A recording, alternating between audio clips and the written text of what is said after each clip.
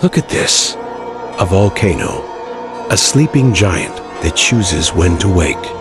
It doesn't ask for permission. It doesn't beg. It just erupts. Every spark, every lava flow, every cloud of ash is a reminder nothing lasts forever.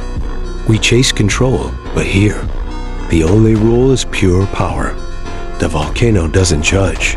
It doesn't wait for approval. It simply exists and destroys. And even in destruction, there is beauty. The force that scares us also fascinates us. Life is the same. Sometimes calm, sometimes explosive.